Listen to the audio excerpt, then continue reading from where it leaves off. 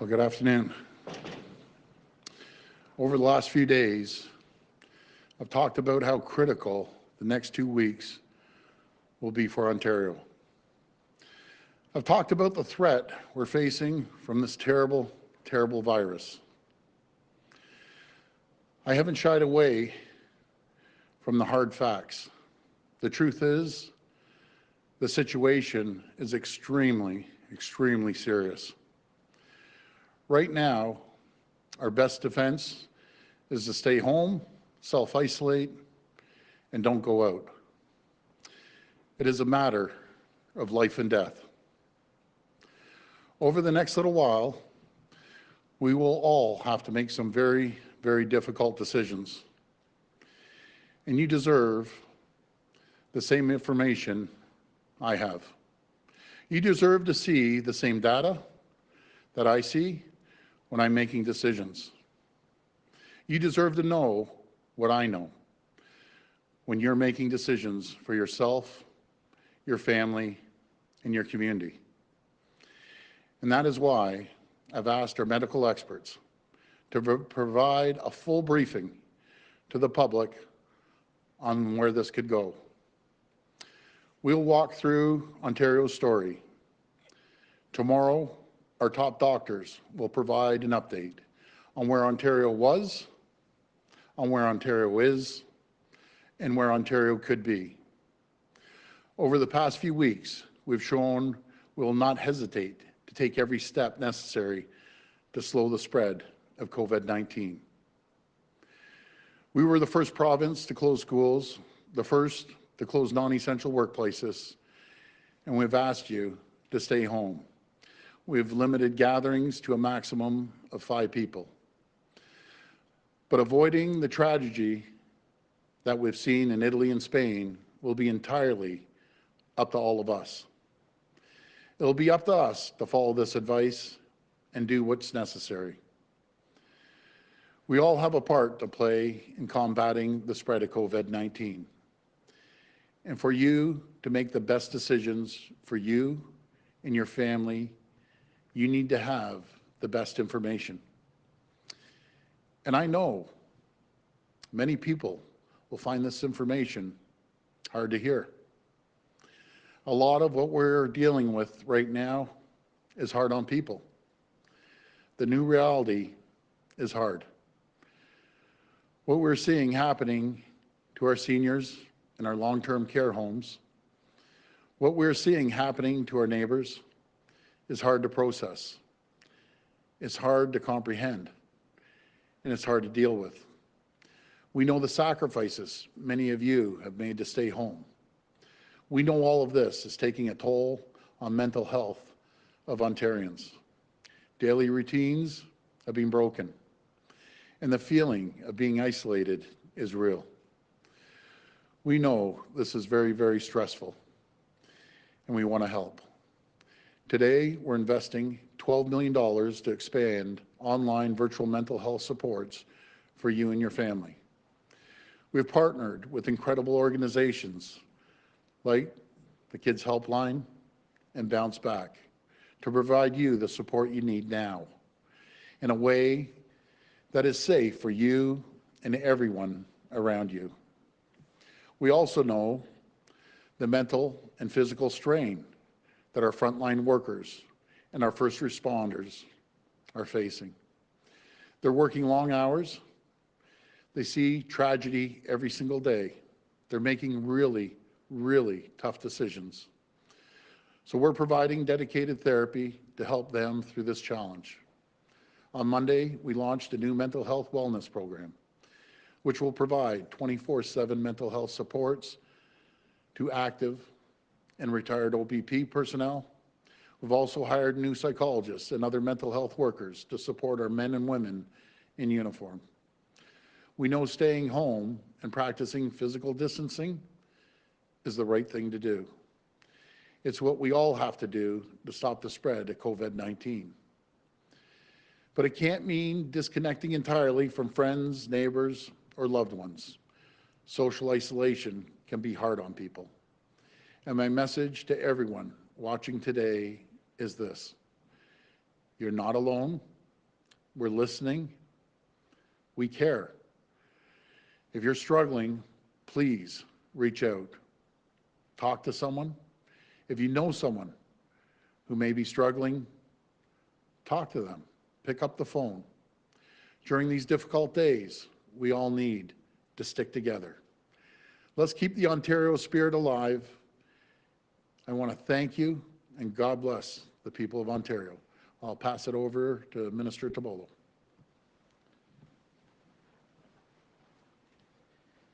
Thank you, Premier. Our province, in fact, our whole world is in the midst of an outbreak almost unprecedented in our province's and our country's history. These are truly extraordinary times. When people are experiencing something new and unfamiliar to them, that can cause many people to experience stress and anxiety, among other mental health challenges. And when it is on the magnitude of this current outbreak, then those stressors can become a lot for a person to manage on their own, even with the support of their family or friends.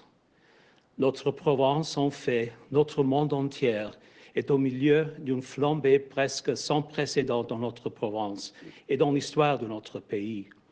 Lorsque les gens vivent quelque chose de nouveau et ne leur sont pas familiers, cela peut provoquer chez beaucoup de gens du stress et de l'anxiété, entre autres problèmes de santé mentale. That is why I am so pleased to join the Premier and the Deputy Premier here today to announce this $12 million investment. These services are going to help the many Ontarians that are experiencing anxiety, stress, or other mental challenges by increasing access to online and virtual supports during these unprecedented times. Just as importantly, it will provide alternatives for Ontarians who can't access the regular in-person counseling supports because they're respecting the direction to remain at home to stop the spread of COVID-19. This funding is going to help people across the province get the support they need by ensuring mental health agencies have the necessary resources to hire and train more staff, purchase necessary equipment, the most appropriate technology, and additional licenses. The funding will help to immediately expand services on a wide range of platforms based on evidence-informed cognitive behavioral therapy. Our government also recognizes that in these challenging times, we must also look out for those who put themselves at increased risk due to the demanding nature of their work. Having served as Minister of Community Safety and Correctional Services, I'm well versed in the important and often demanding work performed by the dedicated officers and staff within the Ontario Provincial Police. It is why I'm firmly in support of the decision made by the Solicitor General to invest $2.6 million to hire new psychologists and other mental health clinicians who will provide OPP personnel with the mental health supports they need to deal with the challenges inherent to their jobs. These new psychologists and mental health workers will provide clinical services to all members of all ranks and make referral to external services if needed. Our investment will enable the development and delivery of mental health supports and programming tailored to the unique needs of the officer to meet geographical, cultural, and even specialized needs. These new workers will facilitate education programs to both uniform and civilian members to reduce stigma and promote resiliency and to help them get the help they need when facing mental health challenges. Finally, they will serve to provide guidance in peer support programs. Our government recognizes that many Ontarians are experiencing increased anxiety because of COVID-19 and are worried about their health, the health of their family and friends, and the future of their livelihoods. That is why our government continues to work with our partners across the mental health and addiction sector to fund these valuable services while ensuring Ontarians receive the high-quality care they expect and deserve. I'm now going to invite the Deputy Premier and Minister of Health, Christine Elliott, to say a few words. Thank you. Thank you, Michael. Premier, our first priority during this outbreak is the health and well-being of every Ontarian. Our seniors, particularly vulnerable to the consequences of COVID-19, being urged to stay at home.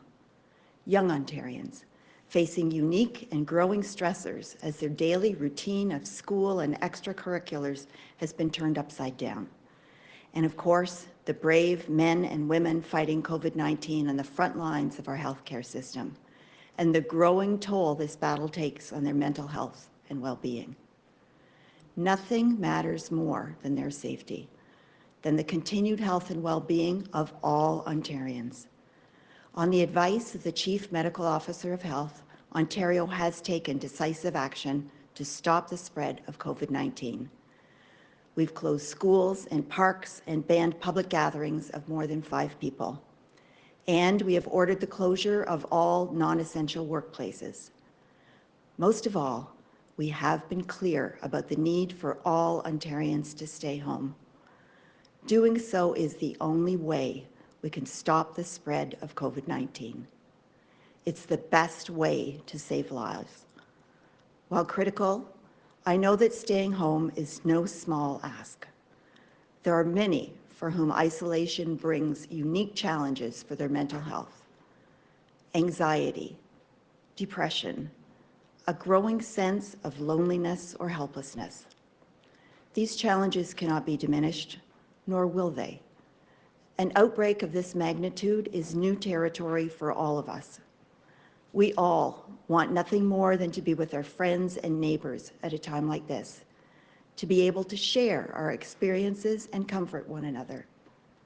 As we continue to protect the physical health of Ontarians, we must also acknowledge that their mental health is equally as important and take action to protect it.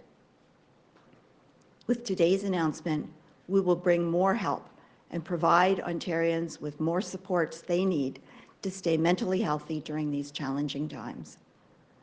We want our families, our children and our parents, our frontline heroes to remain safe, healthy, and strong, because we still need everyone, all Ontarians, to remain steadfast in their commitment to fighting COVID-19. We need every Ontarian to do their part. That includes continuing to stay home. I really can't stress this enough. Lives depend on it. There is no question that each one of us, in some way, has been impacted and affected by this outbreak. In many cases, the impact has been significant. But we will get through this.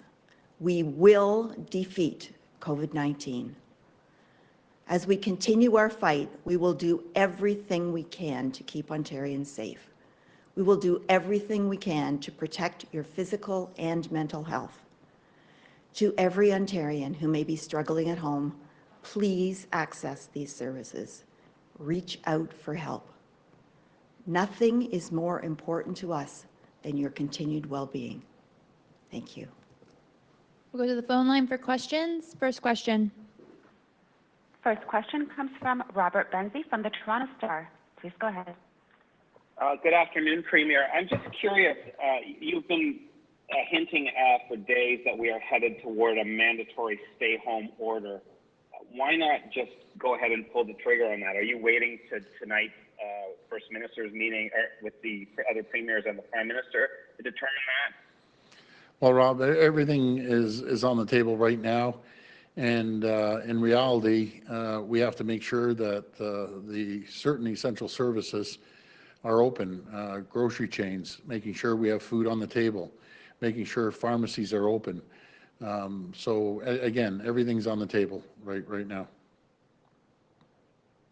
So when you say that you're going to expand the non-essential businesses, does that mean we're going to see perhaps the closure of things like the LCBO, beer store, cannabis retailers, pet shops, things like that? Well, Rob, we're reviewing that.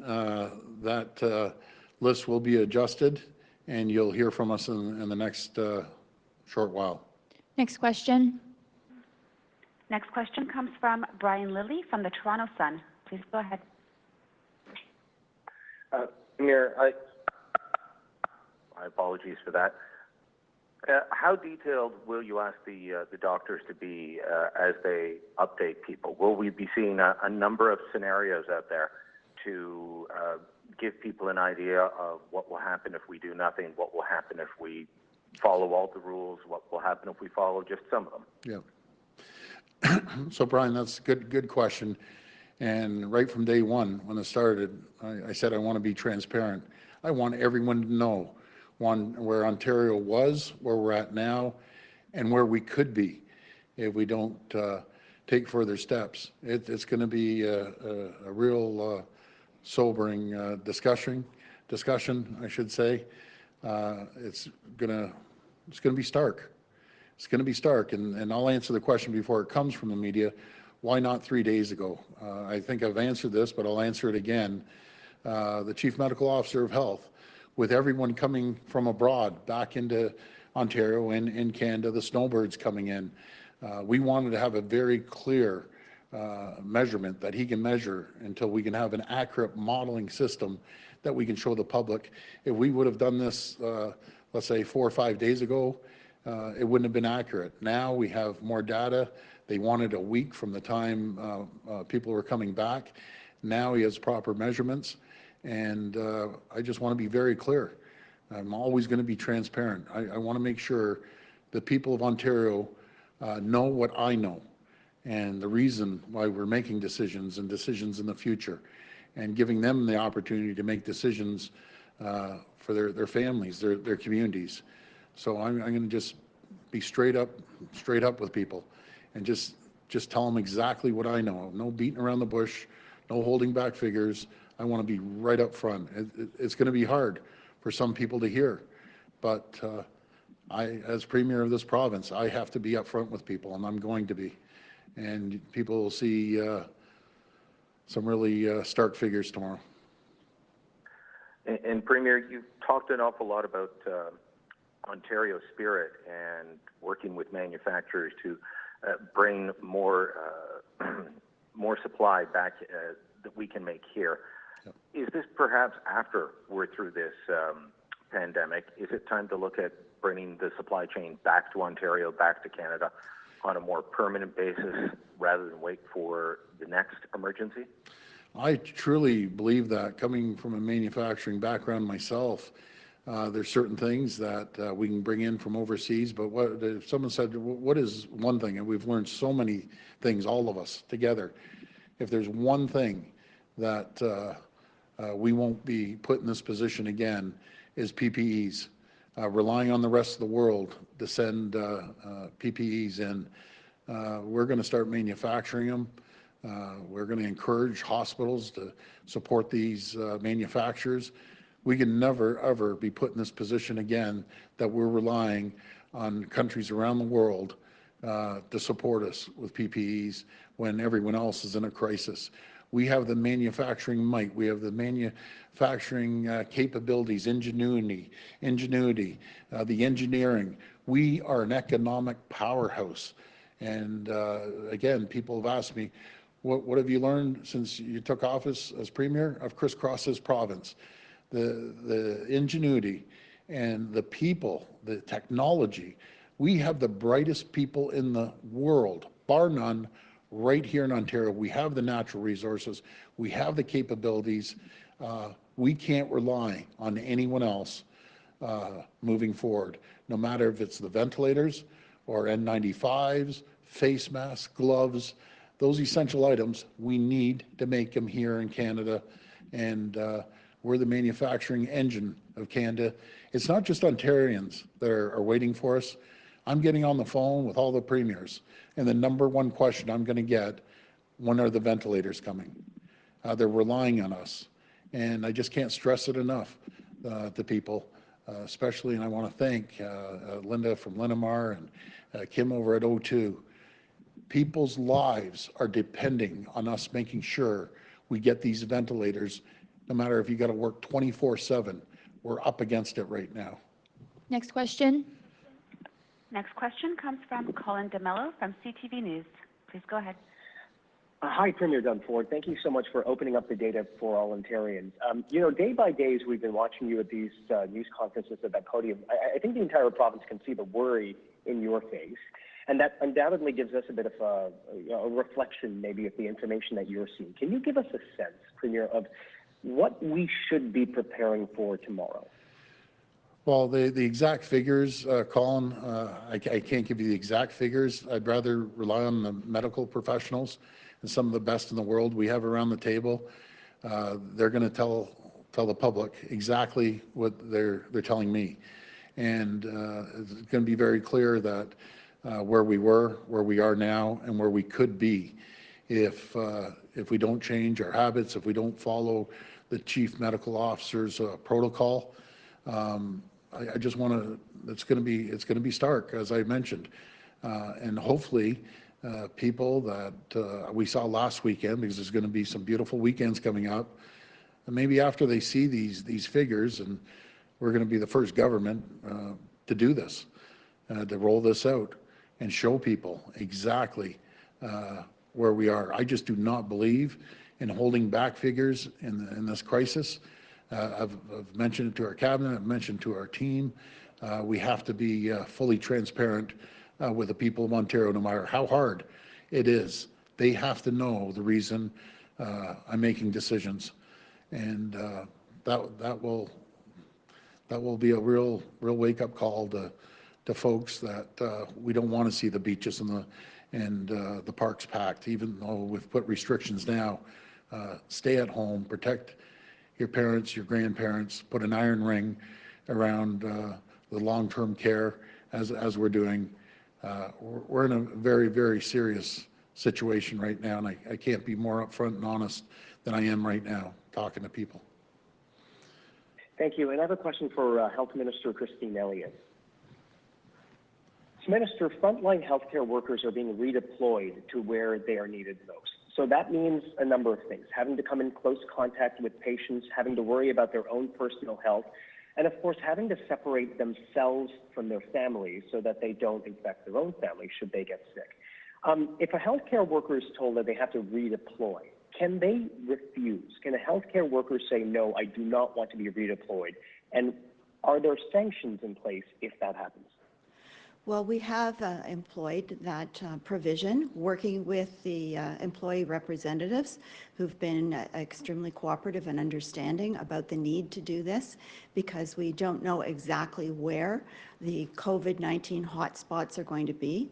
But we have said that with respect to hospitals, for example, before any redeployment is done by a hospital, that we are asking them to please speak with their employee representatives locally to understand who is willing to go forward with this redeployment, because there are volunteers that want to do that. The hospitals aren't required to act as a result of the employee representatives' recommendations, but it is understood that this will make things go more smoothly, and that we will get the right people in the right places. So there is work that has gone on between the Ontario Hospital Association and with the Unifor, with SEIU, with ONA, and so on. They are being very cooperative, and I anticipate that we will end up with people who are prepared to be redeployed going into those alternate positions. Next question. Next question comes from Laura Stone from the Globe and Mail. Please go ahead. Hi there, thank you. Thanks. I have a question about long-term care homes. Premier, we know that there's a shortage of frontline workers in these homes, such as personal support workers and nurses, and these are the people who are caring for our most vulnerable in society as they deal with these devastating outbreaks of COVID-19.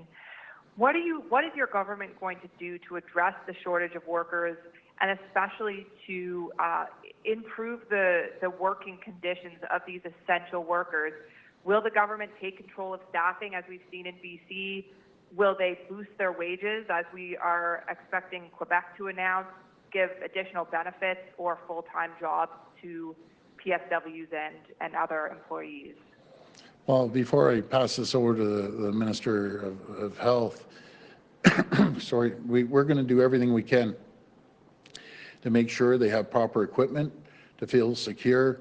I know we've engaged with the colleges on the nurses that we're going to graduate in another month or so to get them into the field, supporting them. I know Humber College had 400 nurses available to go in there and support the system wherever they need them. So I want to give a shout out to the people at Humber College and other colleges and universities across our province. But I'll pass the balance over to the Minister. Thank you. Thank you. Well, I think the most important thing first is that we make sure that all frontline healthcare workers in hospitals, home care, and long-term care have the personal protective equipment that they need to remain safe and healthy for themselves and their families, and of course for their patients or residents. We also know that we have to build up the supply of people who are going to be able to work on the front lines. So we have a special table at the command table dealing with human resources. They have opened a line for people to call and to volunteer to serve. We have had over 10,000 people already who have come forward. Some of these people are retired nurses, some are medical students, some are volunteers that just want to help in any way that they can. So we are working on a very expedited basis with the regulatory colleges to make sure that retired nurses, for example, can be brought back into the workforce. We want to use the medical students to help us with the contact tracing and follow-up. So there is room for a lot more to happen in terms of long-term care. And similar to the order, the emergency order that was directed with respect to the redeployment of hospital workers, a similar order has been signed with respect to the redeployment of workers in our long-term care homes. So we want to make sure that we have the right resources, that we have the right protections for people, and that the residents, most significantly, that we can build that iron ring around them to protect them and make sure that they are able to stay healthy through this crisis. And can you just address, Minister, if you will be boosting wages, and also how many outbreaks are there at hospitals right now involving healthcare staff, and why isn't the government tracking this? Well, it's not something that we're looking at in terms of increasing wages at this point. We haven't heard that from the people who are on the front lines. What they're more concerned about, frankly, is having the personal protective equipment to remain safe. So that's what we're focusing our attention on. And we know that some frontline staff members have become ill. We want them to of course, become well, but they need to self-isolate for 14 days, just as everyone else does. That's why we're putting this health human resources strategy in place, so that we can provide replacements for them while they're away. And in some cases, they may need some respite as well. We know they're doing really, really difficult work right now, and we want them to stay both mentally and physically healthy. So we're addressing both of these issues with our strategy. Next question. Next question comes from Cynthia Mulligan from City News. Please go ahead. Hello, Premier. This question is for you. Okay. Hi, Premier. Hi. You mentioned that you are the first government that will be releasing these modeling numbers. Just a couple of hours ago, the Prime Minister refused to release them. Are you breaking ranks with the PM and other premiers? I would never break ranks with a PM or other premiers. That's going to be up to the Prime Minister to make a decision. He's responsible for the country. I'm responsible for the people of Ontario, the 14.5 million people. And since I've started, I said I'll be transparent, and I'm going to be transparent on every single item that we have. I have to make sure that the people understand the situation that we're in. I want to make sure that communities and family members right across this province understand the situation we're in, and have the reality of how serious this is. And by no means would I break ranks with any of the premiers or the Prime Minister. It just that's going to be up to the Prime Minister to make a decision on when he wants to release any of the modeling that he has seen. We're gonna release it tomorrow, because now we have a better idea after everyone coming back home where we're at. Okay. My other question for you is about restaurants. A report came out today saying that they are in dire straits. I've been speaking to restaurant owners, and many say they're not going to last another month. They'll go bankrupt. Is there any financial help that you can give restaurants to save them? Because, you know, more than 300,000 jobs in Ontario, restaurant jobs, hospitality jobs, have been lost. And if all these businesses go under, after all this is over, there will be no, it will hinder recovery because there will be no jobs for people to go back to. Yeah, my heart breaks for these restaurant owners. A lot of them are small family-run companies. 1 in 10 may not reopen, and I imagine it would probably be higher than 1 in 10. And with the federal government, I know they're mentioning about a $40,000 loan. That is appreciated, but that in some cases that might be 2 months' rent. I'm speaking for downtown Toronto, for example. The rents are astronomical, and we appreciate the offer from the federal government. We're allowing companies to defer taxes and payments, and I encourage people to work with their landlords to make sure that they're able to stay on their feet. But it's very, very difficult. We'll sit down with the finance minister, but that's a massive amount of businesses, and on the leases too. Helping out with landlords and leases, to put it into perspective, there's 1.2 million leases in Ontario. Those are staggering figures. Even if you put $1,000, that's 1.2 billion. You put 10, that wouldn't even, you know, as a drop in the bucket, and it would be billions and billions and billions of dollars to cover leases. But I'll make sure I mention this at the COF meeting today, and with the conversation with the Prime Minister this afternoon. I will emphasize this and see if we can get more funding for restaurant owners, because it's so tough on these people. You know, usually most restaurants are family run. They have staff, and some restaurants are much larger, but it's very, very difficult on these people. My heart breaks for them. Next question. Next question comes from Travis Dunrush of Global News. Please go ahead. Hey there, Premier. Good afternoon. Do you think that this data, by what you're saying, is going to be really difficult to hear and digest, will make people get it that don't get it right now? I mean, this weekend we saw Woodbine Beach packed. Yesterday there were pictures of Sunnyside where the parking lot was absolutely jammed. And why do you think some people are still being completely irresponsible when it comes to staying at home? You know, Travis, it's a great question. It's just I can't comprehend why some people aren't getting it. They may think it's not going to happen to me. Well, it can happen to anyone in the world, and it's so important. Not only, you know, doing that is unsafe. You could say selfish, because God forbid they get COVID-19 and all of a sudden they're touching items that people will go by and touch, and then it just spreads rapidly. And for them not to listen, and then let me go the other side. Vast majority of people are listening.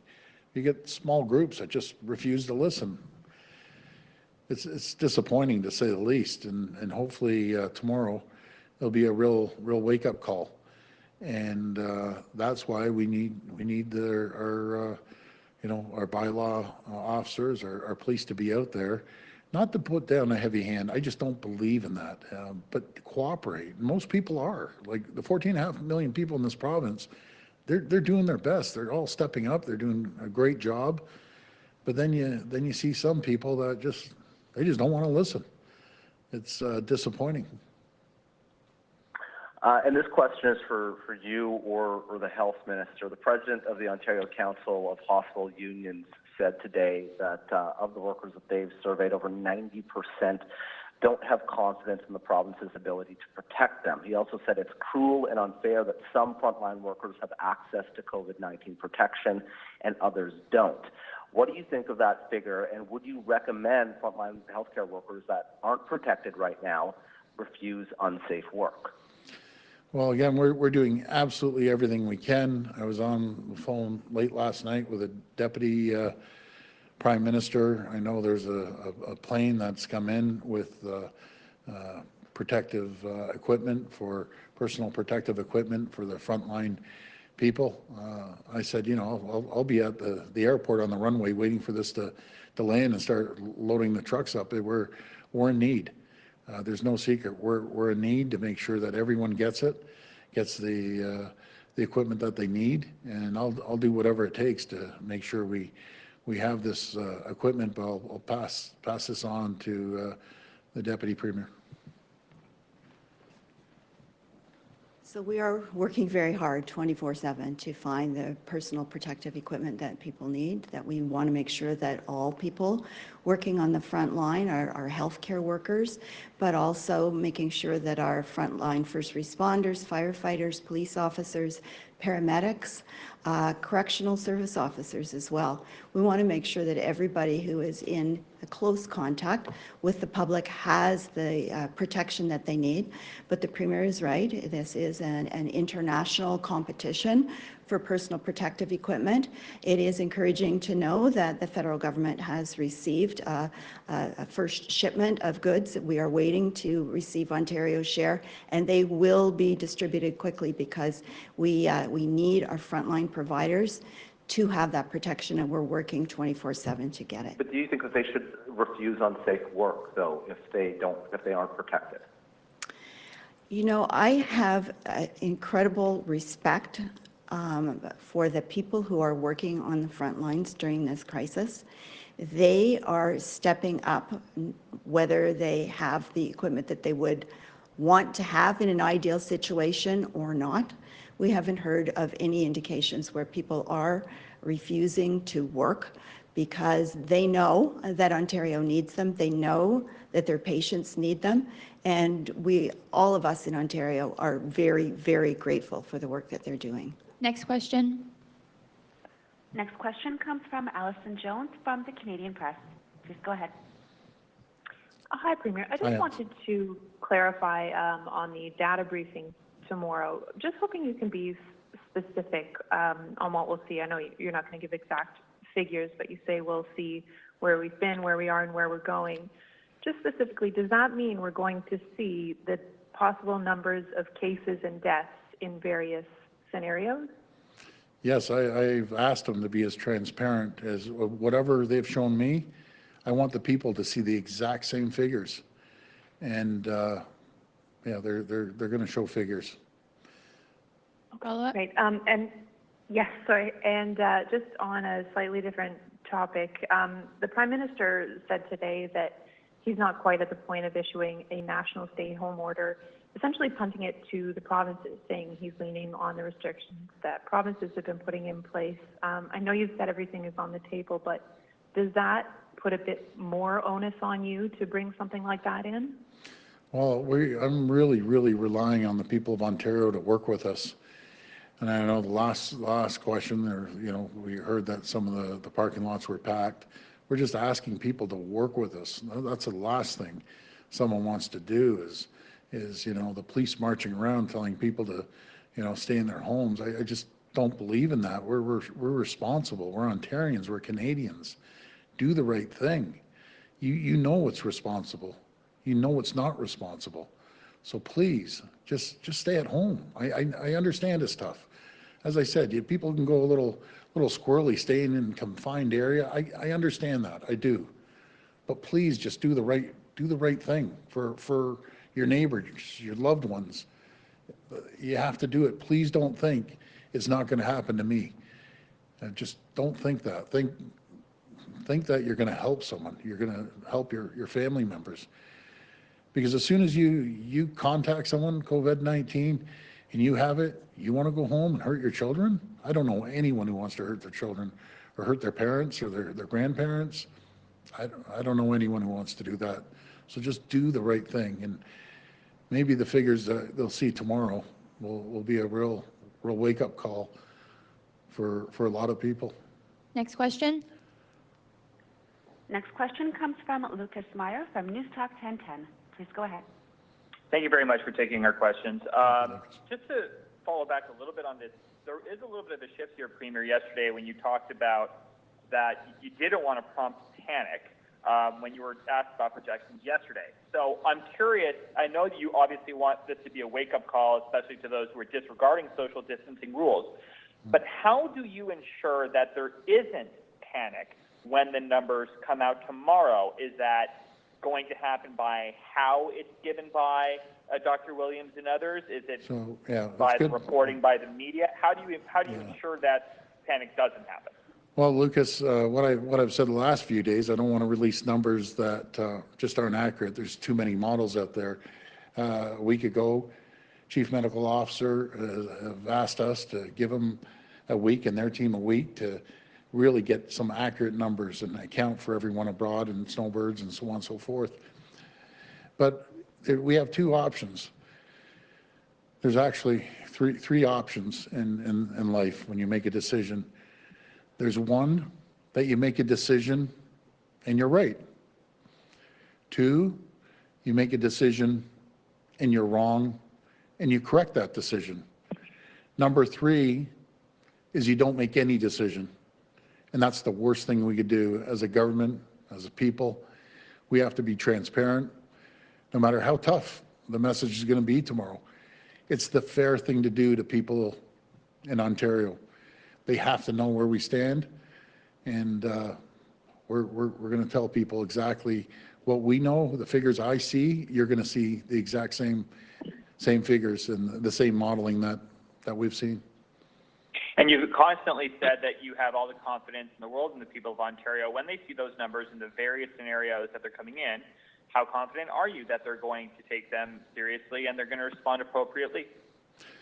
We have some of the strongest, most resilient people anywhere in the world right here in Ontario. A lot of people that have come here, Ontario, new immigrants that have come here, have seen a lot of stark things and tough things where they've come from. Not all, but a lot have. And I have the confidence in the people. They're going to see the numbers. They're going to understand what we need to do. They're going to understand that we have to follow the protocol that the Chief Medical Officer has put forward. And we're going to band together. We're going to stick together, and we will. We're going to get through this. As sure as I'm standing here, we will get through it. We're going to go through turbulent waters, but we've got this, and we're going to go through it, and we're going to make sure at the end of the day we're stronger and healthier than ever. But I can't sleep at nights thinking I have something and I'm not being transparent. I can't do that to people. I just got to be upfront with them and tell them exactly the figures. I have confidence and faith in the people of Ontario. Okay, this will be the last question. Last question comes from Matthew Simard at CBC. Please go ahead. Hi, for the Premier. There's now border controls between Ontario and Quebec in the Ottawa region and in Northern Ontario. First of all, did you get a heads up from the authorities in Quebec about these new measures? And are you going to ask the OPP to start doing the same, setting up checkpoints? Well, we're going to. That question is going to come up when I talk to the Prime Minister and the other premiers. I think the federal government needs to make a decision on what they want to do when it comes to this. Let's use Ottawa for example. I got a message from the mayor, a great mayor, by the way, and they're so intertwined, Ottawa and Quebec. Gatineau, people may live there, work in Ottawa, vice versa. They're going back and forth. You see on the news the lineups of people trying to get through. On the other end, over by Manitoba, we have Minister Greg Rickford's riding Canada, right on the Kenora, I should say, right on the border, and there's goods being held up all the way down the highway. So I think the federal government needs to come up with a national strategy, what we're going to do, and give us the resources. If the decision's made to close the borders to the exception of goods and services and people working in both sides of the border, then let's have a strong strategy, but give us the resources because right now our OPP are stretched thin, and we need to get the OPP to focus on what they do best every single day, and that's not standing at the border of one end of Ontario or the other end, or the southern border as well. So I look forward to hearing the national strategy from the Prime Minister and what the plans are for that. But we'll inform the people tomorrow in our next press briefing. But are you looking right now at travel restrictions for some region in Ontario, like it's happening in Quebec right now? I apologize. The first part of that, I didn't hear you. Are you looking at travel restrictions for some region? Some friction? I didn't hear it. I'm sorry. Travel restrictions. Oh, restrictions. I apologize, my friend. Maybe my hearing's going on me. Again, we have to rely on the people. I would recommend don't travel.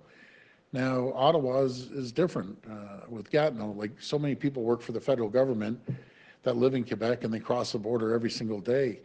So unless it's for business or essential services or essential items, no, I wouldn't travel. I just would not travel. Stay at home, stay inside, and that's the best thing to do. Before we wrap this up, I've never asked this before, but we pride ourselves, our family, my brother, myself, on returning calls. And we have somehow my numbers out there, and I'm getting hundreds and hundreds of messages and calls, and I appreciate people calling to check up on myself and my family. We're so grateful. And I apologize if I can't get back to you. It's not personal, because I pride myself on getting back, but I have to, my friends, I have to be focused 100% at this task. So please don't be offended. I get comments back on my messaging. Why aren't you returning my call? The truth of the matter is I'm getting hundreds a day, and I just can't do it. So please, it's not personal. We will be in touch. My family is well. I am well, and I'm very grateful for you checking in. But unless it's an emergency, your family is an emergency, we'll chat later on. I've never said that, but I think to the point I have to say that, and I apologize. But thank you, everyone, and God bless you. Thank you.